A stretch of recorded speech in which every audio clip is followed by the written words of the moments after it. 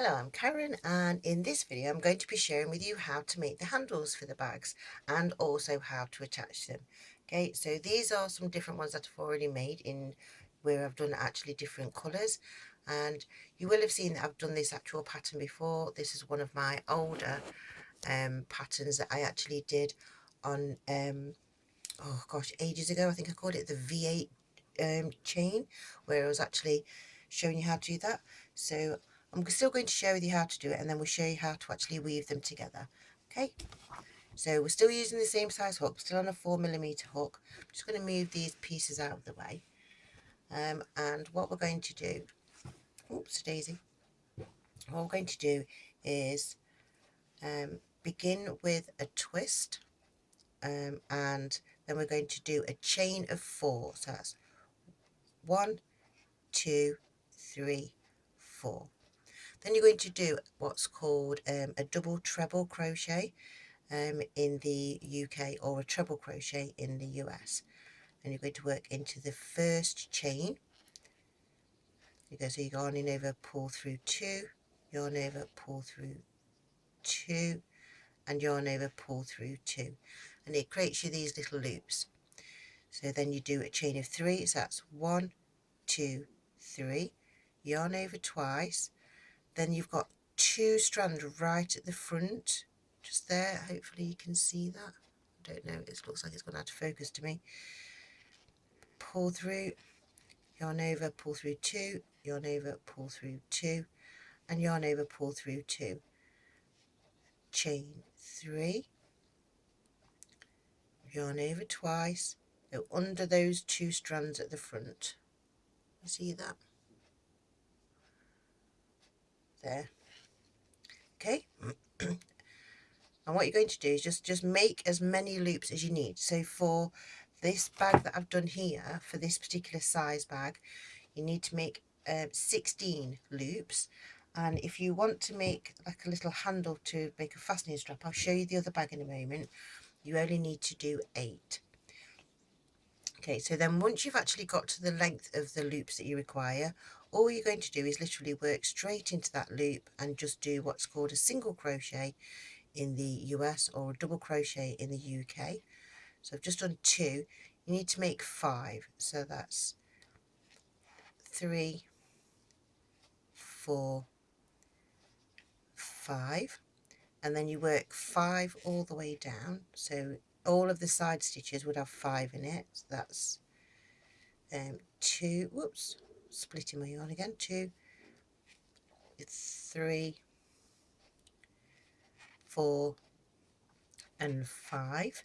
And then in the very end one, because we're going to go all the way round and come back to the beginning, we need to do 10. So that's 1, 2, 3, 4.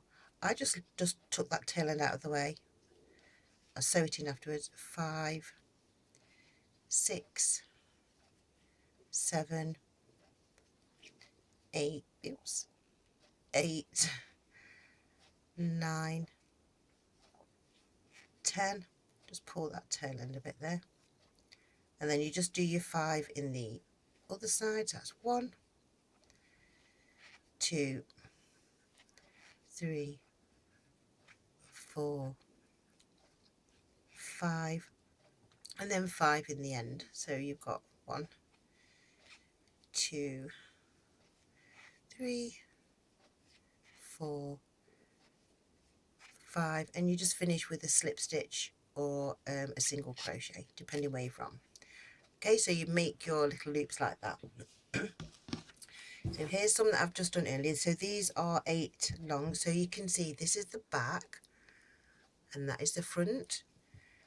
So you need to make sure that you've got them both the same way around. So you've got both the fronts up to the top. If you're going to be making pairs of them, you need to make sure that when you start, you start the same way around. Okay, so this one, so I'm going to start with the white. It's going to be at the back and the blue is going to be on the top. So you put the top one, so this is always at the beginning of it, you always put the top one through the back piece, so that's into place. Then you get the what's now become the back piece, and you're going to loop that. So you're going to poke that through the hole. And it comes through nicely sideways, look. You pull that through, and then you do some little wiggling and manoeuvring just to make sure it sits in the right place. There, and then you get what is now the back, which is the blue one, and you come back through the front, and you keep working till you get all the way to the end. And hopefully I've got time. Yep. So we're going to work all the way through. So I just want to show you just what the very end the end loops look like when you actually do them. Okay, just because sometimes it can look like you've got the wrong amount, even so you have to make both of your pieces have the same amount of loops in them. So it won't be too long when I do this. And then what I'll do is I'll show you how to actually fix them to the bag. What I've done is I've bought some snap rings or spring rings. I got those from Amazon, just in case you want to know where to get them from. And they come in, I bought mine in packs of 20, because obviously I was experimenting. I didn't know how many I would need, and then I still ran out. I still had to buy some more. So if you have enough fun with it, then you'll also need to do the same. But nearly there. Whoa. Now this one's gonna, I think it's because I was rushing it, I could pull it through at a slightly funny angle. So now look, you see I look like I've got 2 and I've got 3, but don't worry, because they was both the same length in the beginning. So pull that through, pull that one through,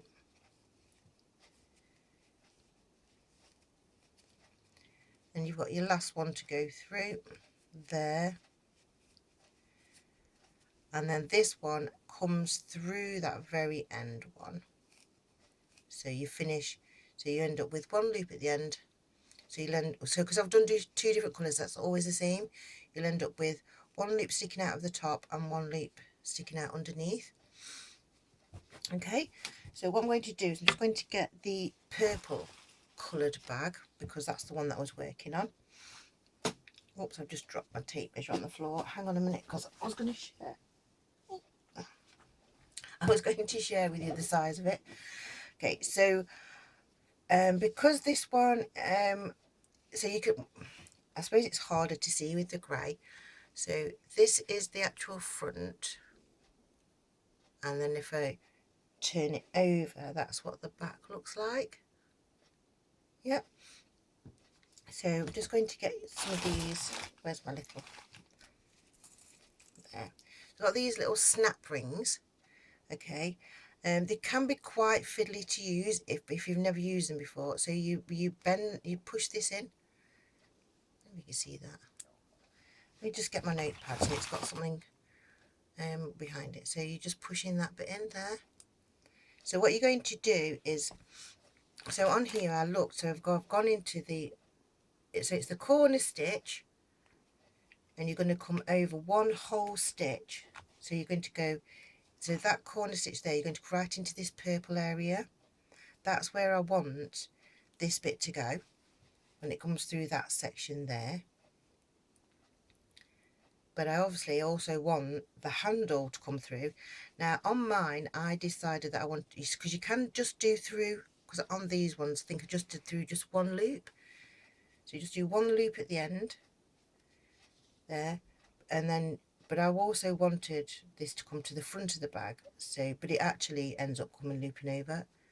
So you go into the corner here, you get all the way that through, and then you get your loop.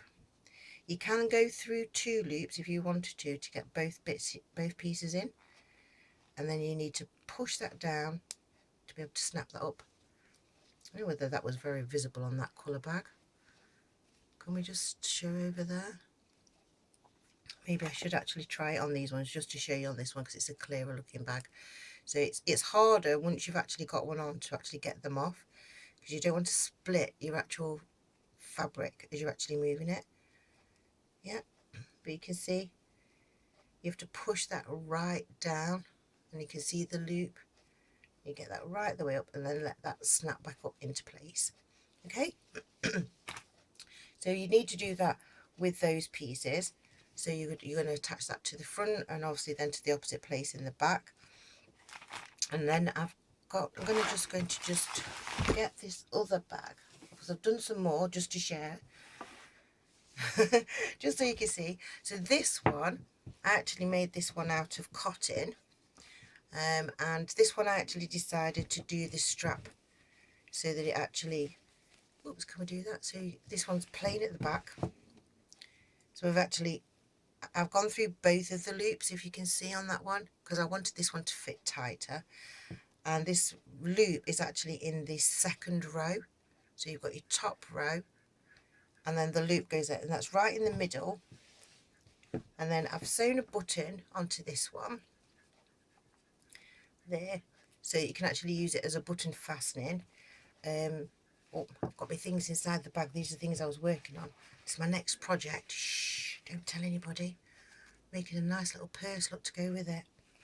But yeah, so the button, even though, because I've used one of those ones that's got like a loop on the back, and then I've the loop, you can't actually see it because I've actually sewn over with the stitching, just so that you can do that. Okay, and it's beautiful. This one hangs differently and it's more floppy and got more thing with it. They're lovely and strong bags.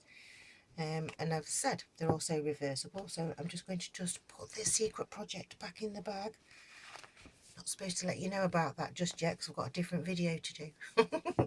All right, but it does hold 2 balls of yarn beautifully, like 2 big, like 200-gram balls, and a little purse and things, so you can actually take your crochet project with you if you wanted to. So but also these handles, you can make them a lot longer.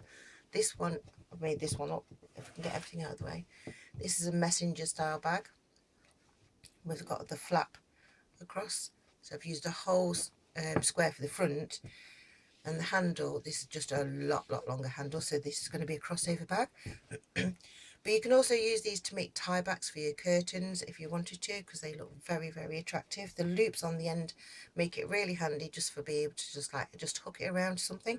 Okay, so yep, so there you go. I've just showed you how to crochet the handle. So let's just bring things back just so that we've got a reminder of what we was actually doing in this video, which is actually doing the handles for our bags. Okay, so thank you for watching, thank you for liking, thank you for sharing. Bye for now.